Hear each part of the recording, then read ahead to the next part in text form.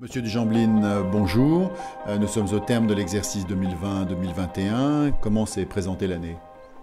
L'année s'est très bien déroulée. Nous avons des résultats qui sont remarquables. On a une bourse qui a été flamboyante. On a des projets plein les tiroirs. Donc finalement, je peux dire que l'année s'est très bien déroulée. Maintenant, pour venir plus précisément aux résultats, pouvez-vous nous en dire plus? Alors le point de départ, c'est l'état locatif, c'est l'argent qu'on encaisse. Il est en hausse de 3,3%, atteint maintenant presque 84 millions. L'impact par rapport à l'année dernière est dû au fait que l'immeuble Lyon 77 est maintenant totalement opérationnel. Et puis on n'a pas eu les pertes Covid qu'on a subies l'année dernière, même si elles étaient faibles. Cette année, elles sont quasiment inexistantes. Et les charges sont en baisse également avec une réduction des intérêts hypothécaires, quasiment 20% en moins. Donc l'un dans l'autre, un compte de PP qui est excellent et comme toujours très peu de vacants, 0,5% de vacants pour le parc La Foncière qui est un petit peu notre trait de marque. Et maintenant en termes de bilan et de performance? Alors la fortune augmente de 3,3%, on est à 1 650 millions pour la fortune brute. La fortune nette est à 1 290 millions. La valeur d'inventaire qui en découle directement augmente de 5%, on est à 94,75 francs. Le dividende augmente également de 3%, on est à 2,27 francs contre 2,20 francs l'année dernière.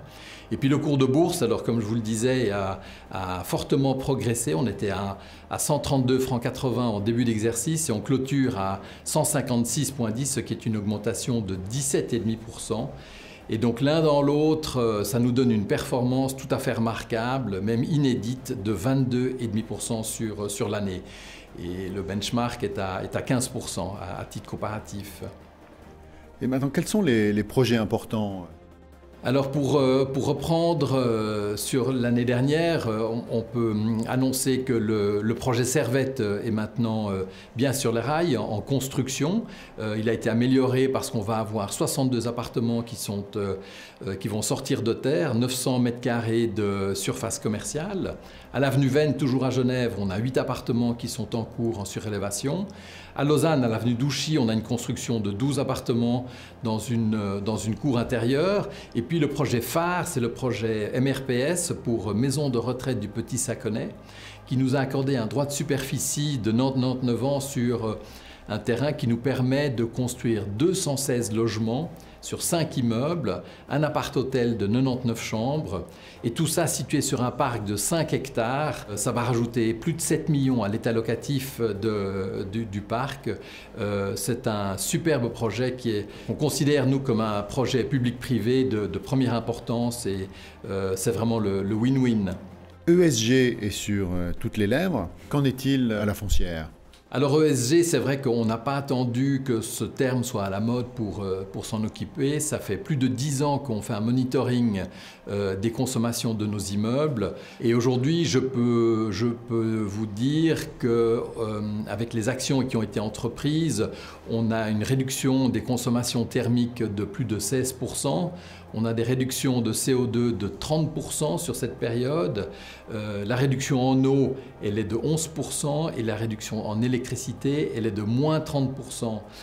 Exprimé en chiffres, c'est comme si on avait économisé au tarif actuel 10 millions, dont 9,5 millions sont au bénéfice des locataires.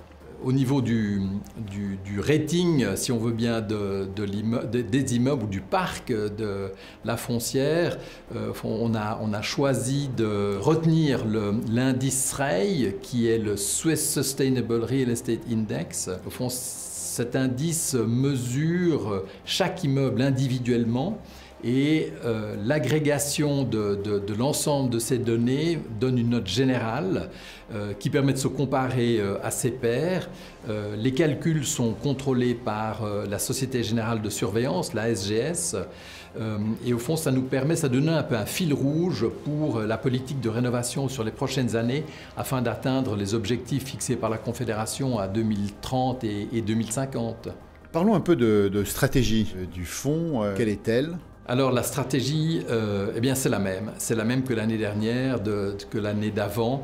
Au fond, nous nous focalisons sur les immeubles plutôt locatifs situés dans les centres urbains plutôt de Suisse romande.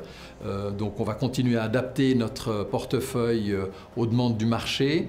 On va réaliser les réserves qui sont les nôtres et également poursuivre les acquisitions et les promotions là où c'est possible dans l'encadrement précis de cette stratégie-là.